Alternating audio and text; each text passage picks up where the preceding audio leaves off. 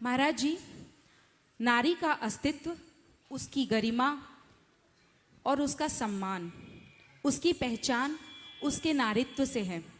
नारी को माँ, दुर्गा, सरस्वती, लक्ष्मी कई नामों से नवाजा जाता है। नारी ही तो है जो तीर्थंकर को जन्म देती है। नारी किसी भी क्षेत्र में पीछे नहीं है, चाहे वो घर गृहस्थी को संभालने की बात हो या फिर देश को संभालने की। फिर भी महाराज जी, ऐसा कहा जाता है कि नारी है सब पर भारी। ऐसा क्यों? बिल्कुल ठीक कह रही। सवाल ही इस बात को बता रहा है कि वो कितनी भारी है।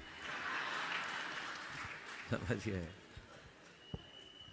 एक्चुअल में मैं तो अगर मुझसे पूछो तो मैं कहता हूँ ये सवाल ही निरर्थक है। जब कभी ये पूछा जाता है कि नर नारी में कौन भारी, तो मैं पूछता हूँ ऐसा प्रश्न ही क्यों आता है? इस सृष्टि के लिए जितना नर है उससे उतना ही नारी जरूरी। दोनों बराबर है। अगर एक को कम एक को अधिक हम करेंगे तो मामला गड़बड़ हो जाएगा। इसलिए मैं ये कहता हूँ नारी को अपने नारीत्व की कसौटी पर खरा उतरना चाहिए। नार्योचित कर्तव्यों के पालन के साथ अपने आप को गौरवान्वित महसूस करना चाहिए। उन्हें न तो अपने आप को नर से कमतर समझना चाहिए और न ही नर बनने की होड़ में दौड़ना चाहिए। नारी नारी बनी रहे और नर नर।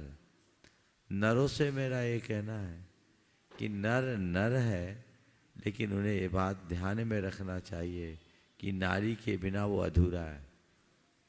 इसलिए नर नर रहे पर नारी को कमतर ना आके। यदि ये व्यवस्था चले तो सारे सवाल खत्म हो जाएंगे।